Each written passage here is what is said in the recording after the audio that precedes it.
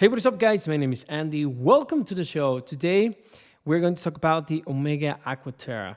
Beautiful, incredible watch. And we have to talk about the features that no other watch is offering for the money.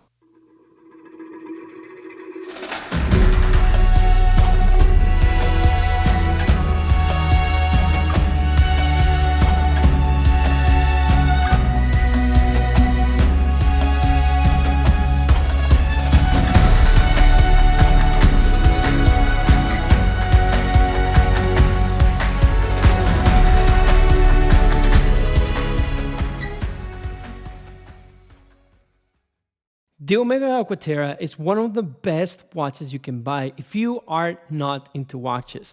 Let me just explain why. The Omega Aqua Terra is one of the best GADA watches. I know I just dropped a video about the Explorer and I said that that was an incredible GADA watch. Go anywhere, do anything. But this one I think is the true GADA watch for Omega. For Rolex, the Explorer for me is the true GADA watch. For Omega is the Aqua Terra. This is part of the Seamaster line and it has been evolving, and it has been almost the same, but it has just evolving on the dial and obviously on the movement. Now, the Aqua Terra has some negative things that I'm going to talk about in the video, but for now, I'm going to tell you guys about what makes the Aqua Terra so special for me. So I got the Aqua Terra 38mm in the wide dial, and I got two bracelets. Well, two straps. So I have the bracelet that is a flat link. It is polished on the middle, and it is 19mm.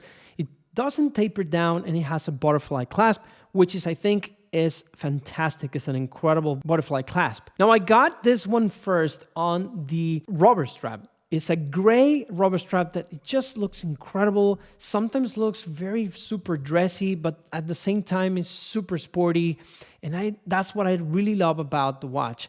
I fell in love with the Aqua Terra with the rubber strap. For me, that's the perfect combination between a watch that can do anything, go anywhere, and that, as it is, just looks amazing for every single day. The strap has a beautiful texture on the surface, and it just has incredible stitching on the sides. This is very flexible and it is super soft, and you can conform onto your wrist incredibly well. This strap does tapers down to maybe 16mm on the clasp, and it is a beautiful deploying clasp that almost every single strap of Omega has this type of deploying clasp. Now, I'm going to tell you guys one thing that I don't like about the rubber strap. It is that the rubber strap sometimes gets too tight on my wrist or sometimes gets too loose. So my comfortable way of using this watch is on the third position, and this is a little bit loose, and if I go to the second position, it's a little bit tight. So Omega has to sort this one out. They haven't updated this one for a while, but I don't care. It just looks great, and in summer, which is what I intend to use that rubber strap, it's just amazing, and the fit and the finishing and the incredible feeling on the wrist is just impeccable. So then I got the bracelet, and the bracelet is fantastic. It doesn't have any micro adjustments, but you have a beautiful soft finishing on this bracelet. So the finishing on this bracelet is like no other. It just compares a lot to the Rolex. Rolex is a little bit more comfortable and is well more thought out, but the Omega in terms of comfortability and the feeling on your wrist. So what I'm talking about is the finishing and the softness of the steel. You cannot feel any rough edges, any pinching, any hair pulling. It's just amazing. It's fantastic, and it's one of the best bracelets that I've tried in a long time. The Aqua Terra was one of the watches that I always wanted but never pulled the trigger on. Now this time, I don't know what made me purchase this watch, but I do not regret my purchase. I know that the watch is on the expensive side, but if you scratch a little bit the surface, you can get some discounts and could get in the territory of a Rolex OP or a little bit less than that. Needless to say, if you go to the gray market, you can find this one for a lot more cheaper. Now, this watch doesn't chip out a lot, but you can find an incredible price for it. So this is an Omega all throughout. So the Aqua Terra has this beautiful case that it just reminiscence a lot of the same finishing on the Omega Seamaster Professional and the Speedmaster. It just used that twisted lock thing that they do with their cases, and it looks amazing. It really does. Especially this feature, it accentuates a lot more when you use it on the rope strap. The size of the 38mm are fantastic, and it's actually the perfect size for my wrist. I was rooting for the 41mm because that has a special feature that this one doesn't have, and I'll talk about it in the section of the negatives of this watch. But the size of the 41 was a bit too large for me. It was a lot of dial for me. And don't get me wrong, it's an incredible watch. And I actually wanted to buy the green one, but I couldn't just pull the trigger on the 41. It's not my style. It's just too big. It's too much dial. And that's why I prefer the 38. The 38mm does not disappoint because I'm going to talk about one of the best features of this watch, which is the dial. The dial is not white. It's kind of like silvery white, opaline, kind of like that. But the dial is just amazing. This is my favorite feature of the watch. And why? Because, you know, it's super legible at any time, in anywhere, in any angle. This dial is just beautiful and it plays with the light incredibly well, which I haven't seen in a while in watches. This is what made me buy the white dial, the indexes and hands. So they contrast a lot from the dial. The blue one and the black one does not have that. I felt that those were a little bit difficult to read, but the white dial, amazing readability, amazing contrast on the indexes and hands on the dial. I just think that this watch makes this incredibly easy to read. And the thing is that they are silver or kind of gray, but in some lights they just look super dark and kind of like black or super dark gray. And it's that easy to read, and it just pops off from the dial. And I just gotta say, the dome sapphire crystal that this has, it's not there because of the double upper and underside of the anti-reflective coating. That is just incredible, and it just makes the watch super clear. You have another thing that I'm going to talk about, a negative on the sapphire crystal, but yeah, the sapphire is just amazing. I think that the dial is well balanced because of the 6 o'clock date, and actually the date is just a tad, too deep onto the dial, and sometimes it's a little bit difficult to read the date, but nevertheless, the date is an incredible feature to have on this watch. One other thing that I like about the dial is that you don't have a lot of text. Yes, you have the Omega logo and Seamaster, and on the underside, you have coaxial and master chronometer. That's it. It's not like Rolex that you have a lot of text. Well, the Explorer doesn't have a lot of text, but take a look at the Submariner, and you have a lot of text on the underside of the dial. And as Tudor as well, you have 4 or 5 lines of text, and that is just a bit too much. So I think that the case is beautiful. I think that it plays incredibly well with the light. It goes very well with my 6.7 inches wrist, but I think that this watch could have been a little bit thinner. I think it comes in around 13mm of thickness, and it's not bad, and it is, by all means, it's not a thick watch, but it could be a little bit thinner. If you take out the see-through case back and put on a case back that doesn't have a glass, I think that they could reduce the thickness on this watch, and it could be a 12-point-something watch, and that will be amazing. So it bits at 25,000 bits per hour, and it's just kind of unusual. It's 3.5 hertz.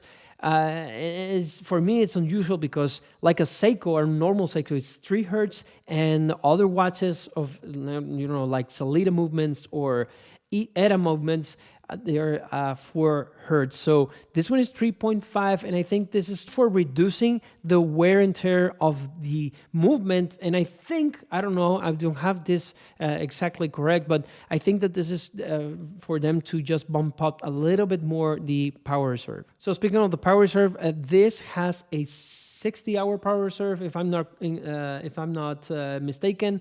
And it's just incredible. The movement is just an amazing watch. As I already said, it's a coaxial master chronometer, and you know the drill. They tested this watch and this movement inside the case, and they tested it for anti-magnetism, anti-water or water resistance, shock resistance, and a lot more.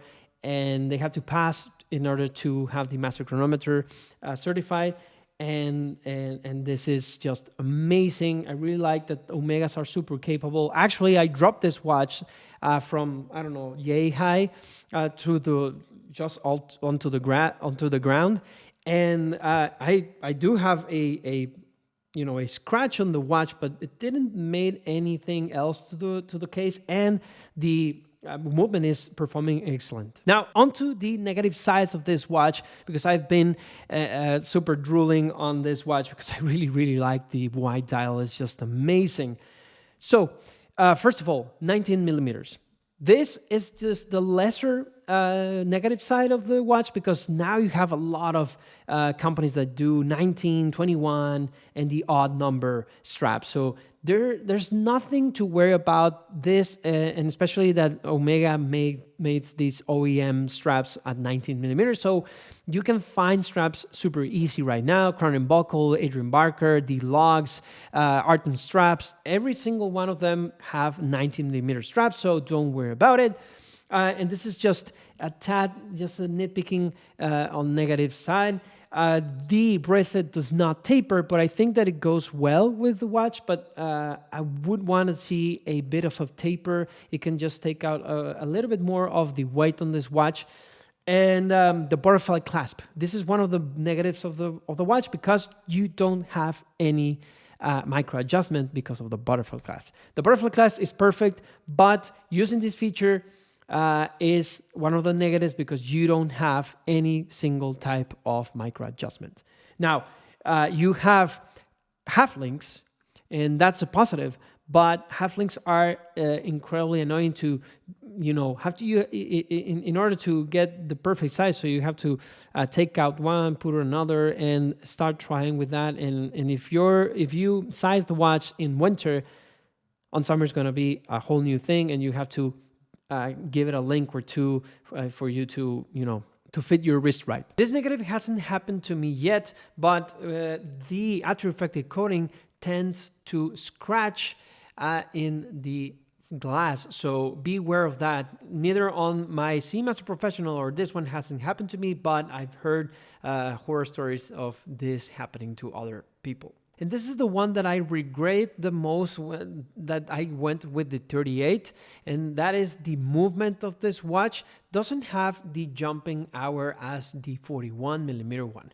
So that is an incredibly useful feature of the watch, or of the movement, and this one does not have it. I don't know why. I don't know if it's a little bit bigger or thicker, but I do want this on the 38 millimeters. Other negative of this watch is that the rotor is super noisy. I don't know if you can hear this, guys, but I think that this watch is the noisiest watch that I ever had. I don't know why that is, and actually my Omega Seamaster 60th anniversary has the same movement, and it does the same sound, and it's just weird. I think it's the ball bearing stuff that is making that noise, but I don't know, on the rotor, I don't know. Talking about the bracelet has this polished center links, and this is a negative for a lot of people because you got a lot of scratches and smudges on your wrist.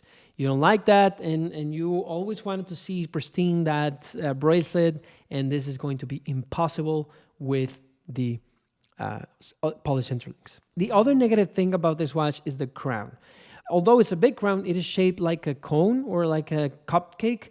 And that I do not like because it's kind of difficult to operate, and I don't like it. It's difficult to wind. It's difficult to unscrew the crown, and I don't like it. I would like to have a grippier and bigger or normal size crown there for me to manipulate the watch easier. This is the one that annoys me the most, and it is that in the dark or at night, yes, you have a plenty of lume, incredible lume that you have with this watch. But the thing is that the hands does not have a lot of lume, and I don't like that. The hands should be super incredibly lumed, and these are super incredibly difficult to find at night, especially the minute hand, because it just, you can mistake this, the minute hand with the hour markers, and I don't like that. I find it super difficult to read at night with the lume. I would like, I don't know, maybe beefier hands or a beefier arrowhead on the minute hand, and different type of lume maybe for me to recognize easier the hands, and maybe a little bit of more lume. The other negative side of this watch is that the price, well, as you know, Omega has been increasing prices, and this increased the price of the Aqua Terra, and being this a, not updated Aqua Terra, it's kind of expensive to have an Aqua Terra at $6,000 or a little bit more. You can buy a OP if you can find one a little bit cheaper or more or less the same price. And that is what I don't like about the pricing on Omega. I know Omega is an incredible watch. It has an incredible movement, and actually I think it's a superb movement than Rolex. But the watches from Omega, they're you buy one and immediately the value's like 30%, and it doesn't have a resale value, a better resale value than other watches, and that's what annoys me a lot. So I think that they could adjust the price just a little bit. And the thing is that I don't understand why the Aqua Terra it's a bit more expensive than the Seamaster 300 and the Seamaster 300 Professional. That just bugs me a lot. So another negative that I have with this watch, and I did the adjustment of the strap, is that you have to, when you want to remove a link, you have to take out two screws, and they're not large. They're just minute, and they're very, very small, and there are two, and then you have a bar in between the links, and that makes it a little bit more difficult to, put off and on a link of the strap or the bracelet, and that just annoys me a lot. But with all these negatives of the watch, I still love the watch, and I think that this is a true GADA if you got this watch on the two types of straps, so the bracelet and the rubber strap.